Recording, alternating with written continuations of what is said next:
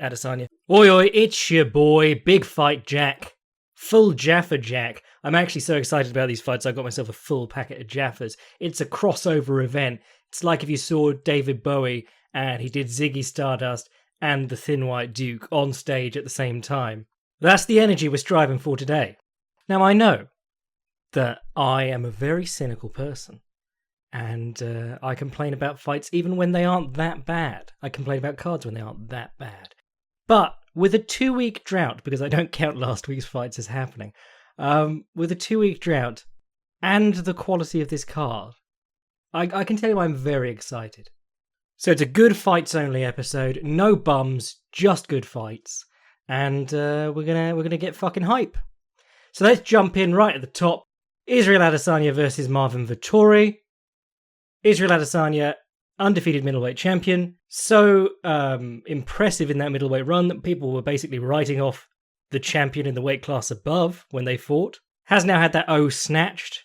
Jan Blachowicz gave him the first loss of his professional career, but he's still the man at middleweight. You know, he was giving up a lot of weight, and he was giving up a lot of weight to Jan Blachowicz. And Marvin Vettori, probably the guy who gave Adesanya the biggest test on the way up. And he's gone from strength to strength since. He had a steroid suspension. I think he managed to pull something jammy on that one.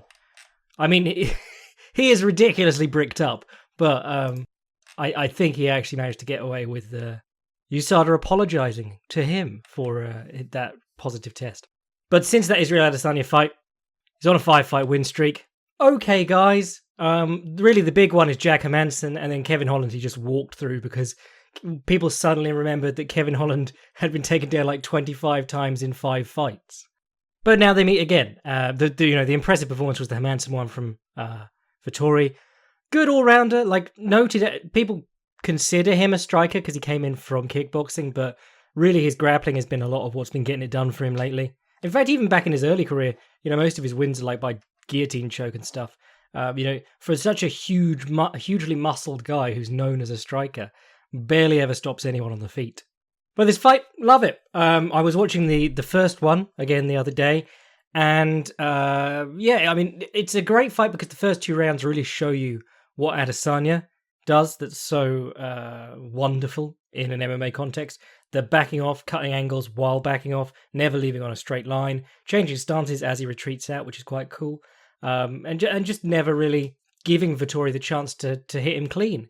The thing to watch in that fight is, of course, everyone focuses on the 3rd round because that's the one that Vettori won. It was the only round that anyone won off Adesanya. Occupied Palestine Adesanya. I think it's the only round that anyone won off Adesanya on the way up. And it's decent. I mean, it's mainly just Vettori holding him down. But I say the double jab will solve everything all the time about every problem. Wife's like, kettle's not working. I'm like, have you tried double jabbing it? But the double jab literally got Vettori into the fight in the 3rd round. He'd been throwing one at a time through the first 2 rounds, and he's just standing there and staring at Adesanya and then throwing like a powerful round kick, and Adesanya will just catch it and return with a body shot, or he'll lunge in with a big left hand, and Adesanya will sway back and counter. But in that 3rd round, Cordero goes just go out and throw things, and he comes out and he's throwing like double jabs and 1-2-1s, like non-committal straight punching, and it's just moving Israel Adesanya backwards. And Adesanya's not countering effectively. And that, I mean, there's a lot of points to the double jab. There are people like Evander Holyfield used to double jab almost every time he jabbed because he jabbed once and then jabbed the second time legitimately. But the double jab, as we're often talking about it, is making movement happen. Because Israel Adesanya is, like, his big strength is movement. And as wonderful as he is, he's not able to phase through walls. The fence is undefeated against fighters trying to push through it. And that's what you got to do when you've got someone who's all movement and a lot of it is their distance management too. You have to try and put something at their back so that you force them to do something that's not retreating. And Adesanya does things that aren't retreating out in the open, but when you put him to the fence, he cannot retreat, and you know what he's going to do. He's going to weave his head and he's going to go side to side. Now, that's where people like Vettori and others have historically not taken advantage of that. They'll get him backwards and then he'll start to weave out to the side, and they'll try and punch him in the head while he's ducking and swaying and weaving. And that's what guys used to do to Dominic Cruz all the time. Just never ever works. Watch Sandy Sadler versus Willie Pep. One of the best ring cutters and infighters in boxing history against Willie Pep, the ring general, and he can't hit him until he starts going to the body and catching him on the way around. The thing that people should be doing when Adesanya is leveling his feet out and moving side to side is kicking either his legs, because one of them will always be trailing, and when his legs are occupied, he's not checking, or kicking his body, because body kicks against people who are leaning down either crash into the forearm and hold them in place so you can hit them again with your hands, or stand them up because they get spooked by it. Ross Pearson is the example I always use. One of the best inside slips and counter left hooks in MMA history. And it could all be taken away if guys just threw body kicks at him when he was ducking. He'd get freaked out and stand up. But in that third round, Marvin Vettori comes out, double jabs, 1-2-1s, things like that, and gets a really easy takedown compared to how hard a time he'd been having getting a hold of Adesanya for the rest of the fight.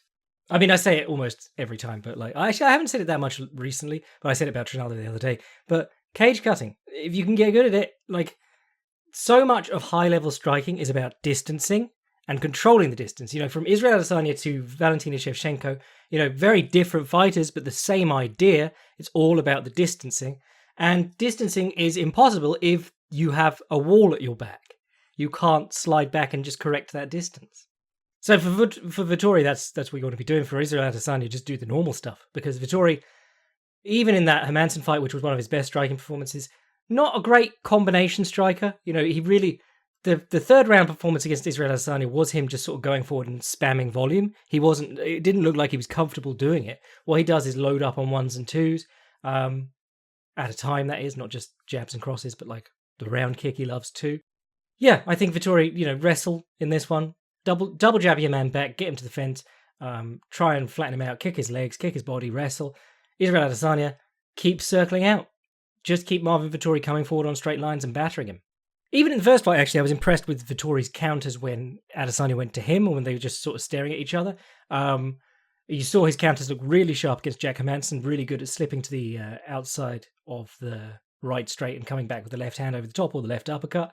But a lot more complicated against someone like Israel Adesanya, whose feints are much, much more convincing than Jack Hermansson. But I say that, feints are only as convincing as in that particular fight. It's not a quality that you have. If Izzy turns up and he starts feinting and he's not throwing real punches afterwards, he's not doing enough convincingly, the feints won't work. They'll fall apart. But this is a really good fight. I'm very excited for it. I think probably I haven't seen enough from Marvin Vettori to think that he's gone through a big revolution. But even in the first fight, it was tactical changes, not necessarily a lack of skills, that completely flipped the fight for him in round 3. It's I already said it, but Francisco Trinaldo versus Muslim Salikov the other day, a lot of people would be like, well, I could never see Trinaldo winning that fight. But honestly, if his footwork had been better and his ring positioning had been better, he could have got himself back into that fight much earlier than he did. What else we got? Deiveson Figueiredo versus Brandon Moreno. I don't have an awful lot to say about this one, but the first fight was a crackerjack one. I believe the first fight was a docked point, ended up costing Figueiredo. Certainly one of the weirdest title runs in UFC history. Had to win the belt twice because he missed weight the first time. And then in his second defense, he ends up in a draw. But the Perez defense was good. The Perez defense was weird because he just gave a really easy guillotine to Figueiredo. But the Moreno fight was cracking. Really, Moreno is known as a grappler, but his striking was pretty decent in that fight. The thing that stood out was that Moreno doesn't really have much pop, and Deiveson Figueiredo has a lot of pop. So Moreno would land even numbers with him and still come out the worst whenever Figueiredo hit him.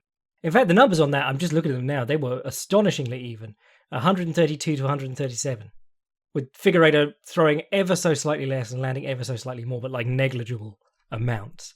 Both men went for a couple of takedowns and succeeded. I mean, it was a really good all-round fight. There was some really cool stuff like Moreno flipping over him and doing a backslide pass and all sorts. I remember thinking at the time, Moreno, whenever we're talking about lower weight classes and people who just don't have an awful lot of natural hitting power, I always say kick. The kicks should be a bigger part of Moreno's plan.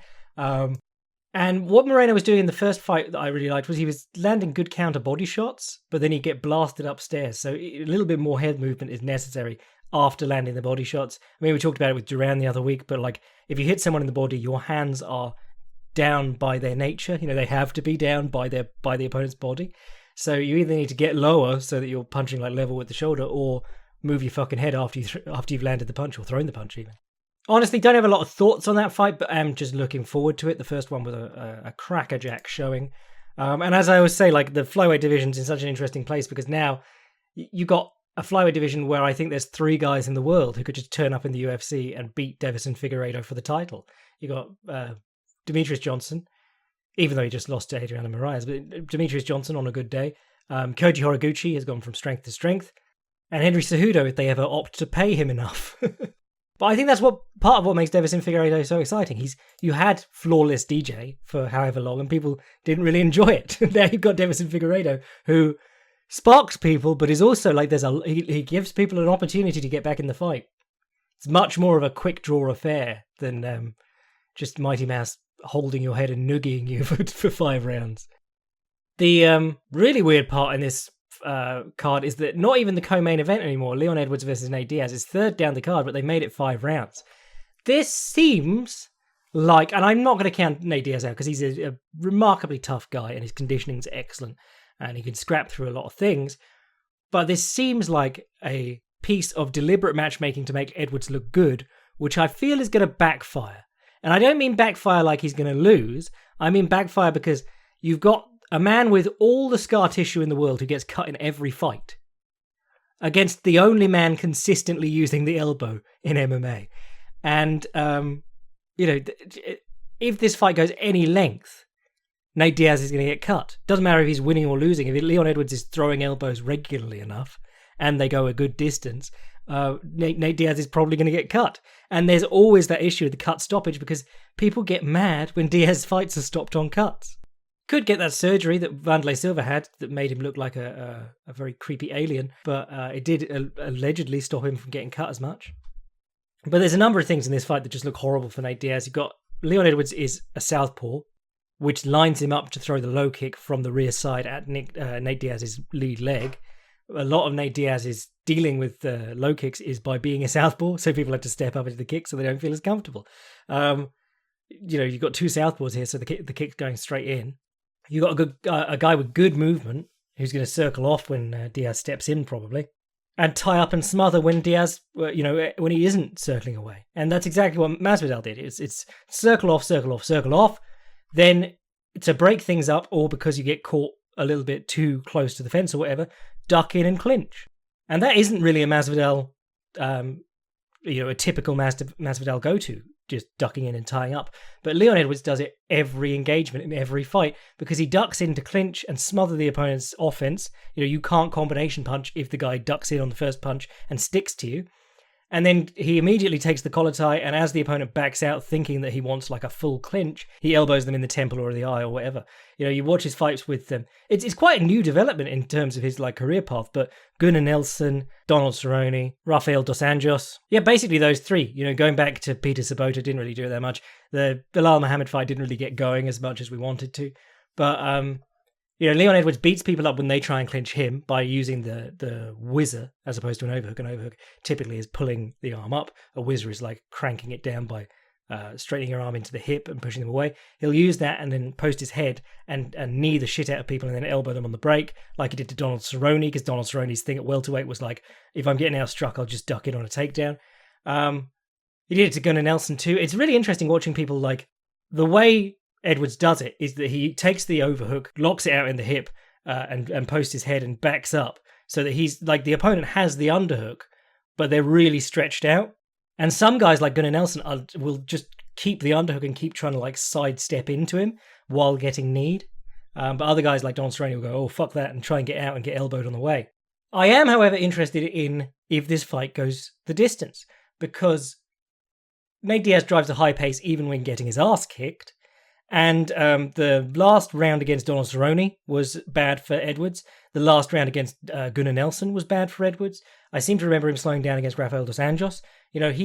For a guy who always goes to the decision, and I am not saying that in not a real fighter because he goes to the decision, but for a guy who goes to the decision so often, he really does let himself go in like the last round or two, and now he's in 5-round fights. I mean, in the 3-round fights, it was the last round that he'd sort of flag in, but now he's in 5-rounders, and, it's a lot harder to hide that.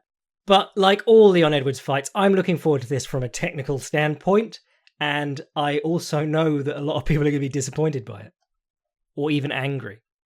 Though, to be fair, you had right to be angry about the Belal Muhammad one. That was just, really not good. And they do need to start docking points for eye pokes and disqualifying people.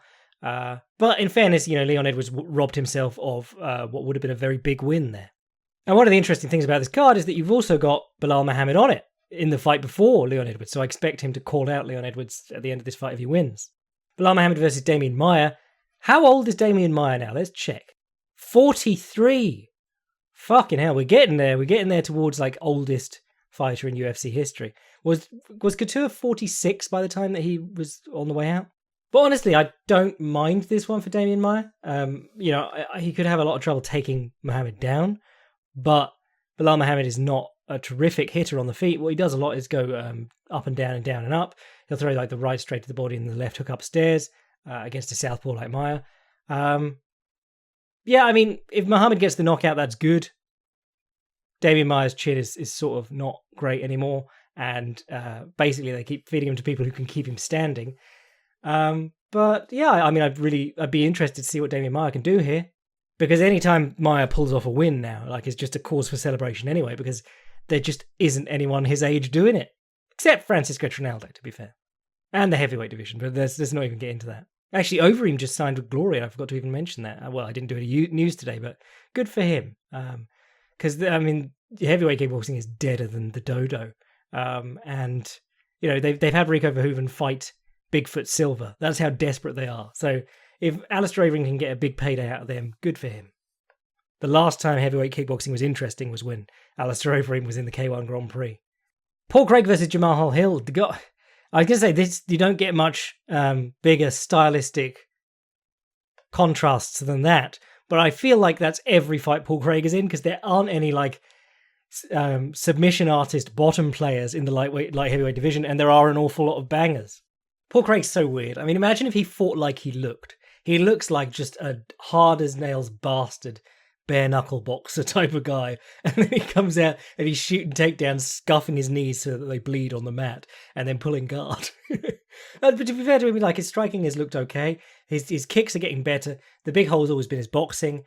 Did force Shogun Rua to tap to strikes in his last one, in a fight that everyone has forced themselves to forget.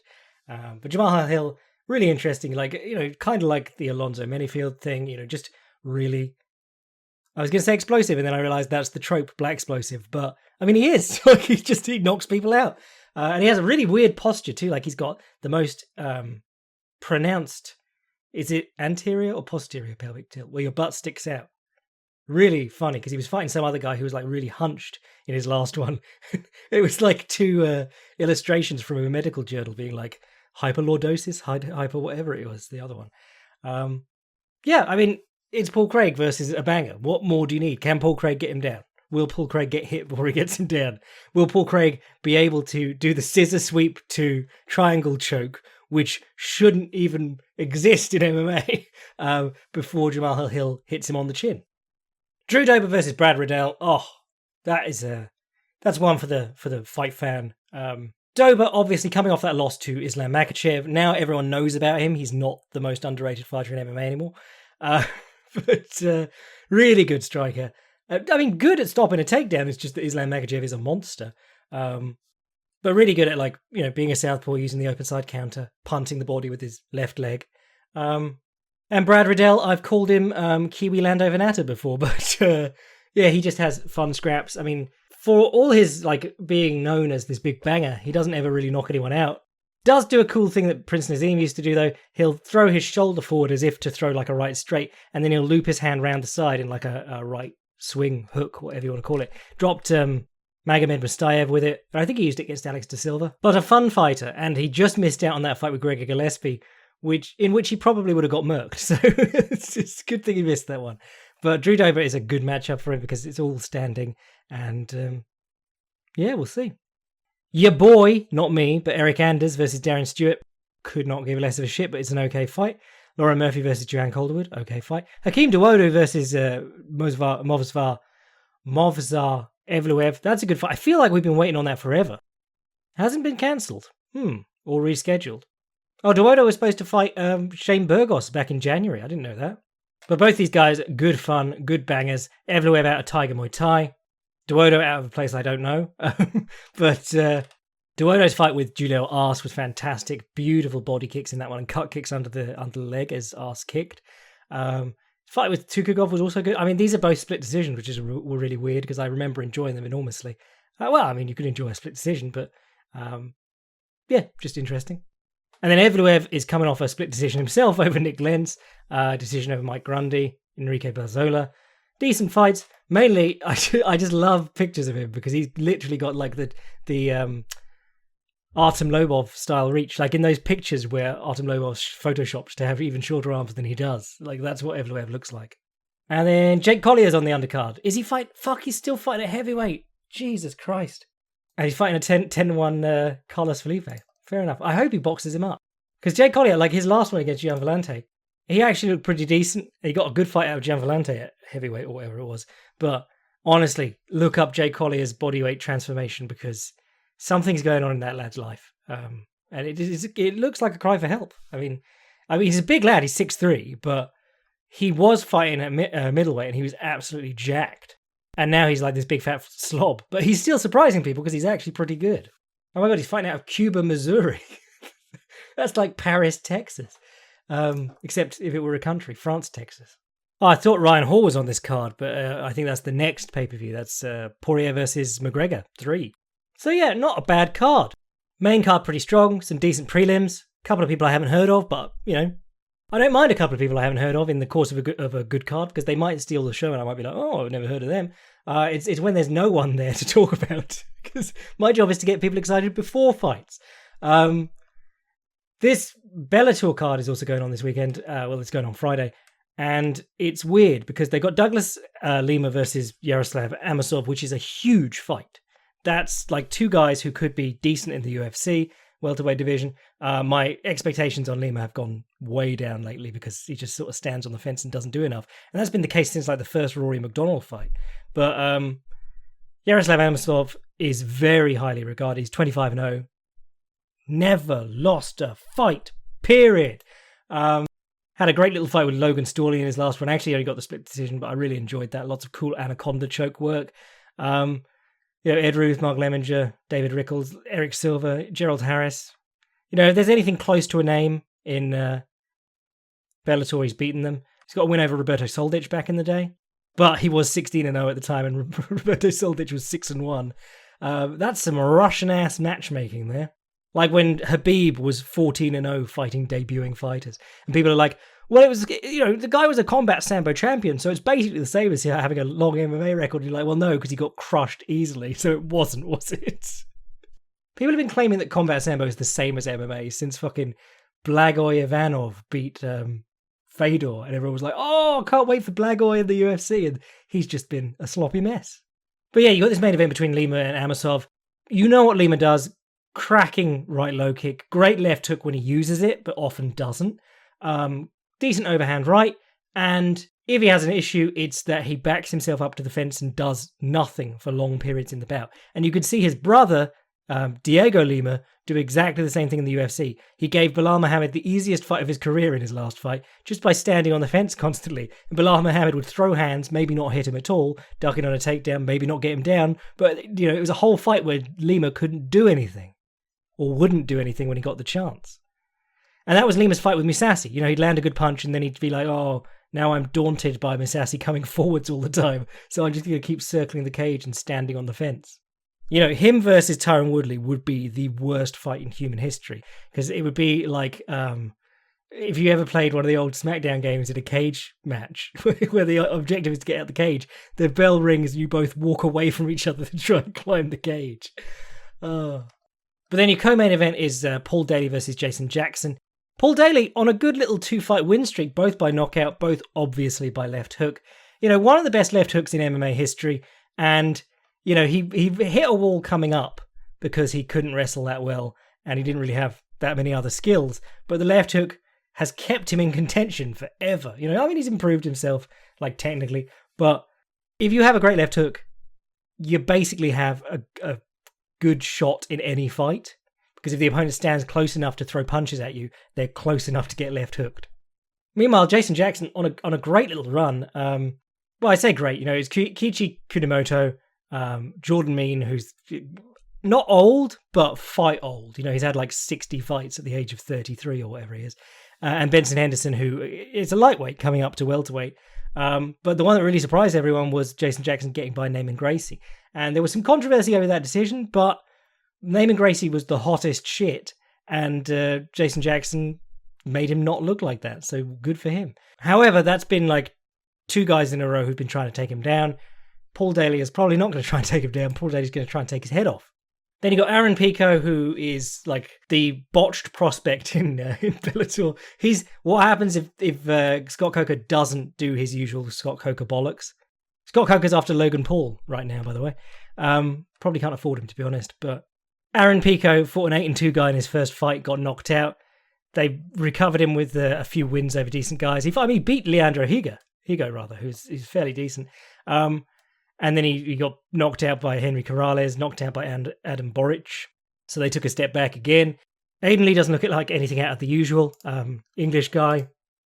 Tapology has him at number 8 in the United Kingdom and Ireland in his division. I don't know him, personally or otherwise. So I don't know if this, I don't really have a frame of reference. Probably an Aaron Pico knockout again. Whether he wins or loses, who knows? Oh, he's from Tom Breeze's team. Okay, cool. But then the rest of this card just falls off a cliff. You got Nick Newell on, who is one of the most inspiring stories in MMA. I wrote something about him at Fightland years ago, but he's a dude with one. Well, he's called the one-armed man or whatever, but he has up to the elbow on one side, and he went undefeated and fought Justin Gaethje for his title in WSOF, and there was no inkling of Justin Gaethje taking it easy on him. Justin Gaethje went out and had to do what Justin Gaethje does to stop this dude with one arm, and the guy did just as well as everyone else had at that point. So really inspiring story, Nick Newell. And he wanted to fight in the UFC, and they wouldn't let him, which is a real shame.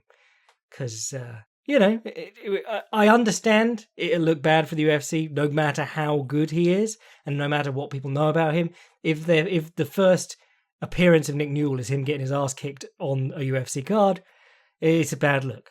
And then you got Taiwan Claxton on there too, who I'm always rooting for because he put up a thing on Twitter a little while ago being just been offered a 6-figure salary for 4 years as I think he can code or he does something techie, but he got offered a 6-figure salary for 4 years guaranteed with a Silicon Valley based firm. And he was like, but I turned it down to chase my dream. And I was going, no, why? There's having a dream, but you could build a nest egg for 4 years. You're still a young guy, and then you could basically retire or work part-time and fight at the same time. Because he's not going to be making big bucks in the middle of the Bellator prelims. But, you can't blame people for chasing their dream. I do respect that a lot. And again, as a guy who wrote a book about Conor McGregor, basically Conor McGregor's path to being a world-class fighter was about the most petulant and ungrateful you could imagine. His parents got him a job as a plumber, an apprenticeship, and he was like, oh no, I just walked off the site one day and didn't go back. What? Oh. And I think it helps that basically everyone who ever succeeds in this game has done it at against ridiculous odds. But also everyone who fails at this game is always playing by those same odds. You just don't get to hear their story. And then the other one this weekend is Rizin 28, which is happening on Sunday. It'll be going down at Croissant O'Clock in the UK. And it's a bit of a mix because it is classic Rizin. Your co-main event is Tenshin Nasukawa versus 3 guys in 1-round boxing matches, but with spinning back fists and Superman punches allowed. So basically, Tenshin's going to take on 3 guys in 1-round exhibitions trying to knock them out from the get-go. And then if he gets tired, he's going to spinning back fist himself onto the floor because it's only a 3-minute match each time. And they haven't even announced the third person who's going to be coming in. So it'll probably be the fucking ghost of Tatsuya Kawajiri or someone. Get TK back. Yeah, there we go. But just classic Rizin bullshit. I kind of wish that these good fighters on the cards would leave so that we could just consider Rizin a joke organization the entire time. But you got Mikuru Asakura versus Kleber Koika-Erbst in the main event. Kleber Koika-Erbst is a very good grappler. Great top game. Amazing Darce choke. Good from the bottom. Triangled a couple of dudes.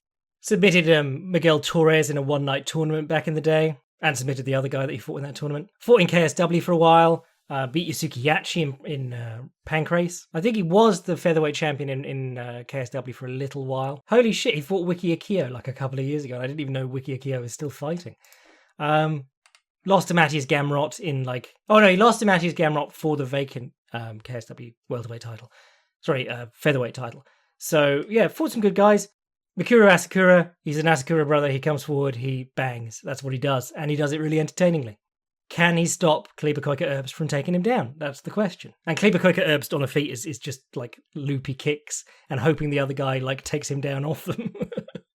But then I suppose the real main event is this lightweight title fight between Tafik Masayev and Roberto de Souza. I was literally just saying the other day, why is Tafik Masayev not got a fight booked? And people were like, I think he's been conscripted into the army. But Roberto de Souza, Satoshi, great jiu-jitsu player. Rizin are so desperate for things to do on their cards that they had him grapple 4 guys in a row in the gi in the last time that they had an event. And Tafik Masayev, really good wrestler. Out of Azerbaijan, I think. Hold on. Yeah, Azerbaijan. And he met Patricky Pitbull in the final of the lightweight tournament and just manhandled him. It was fantastic.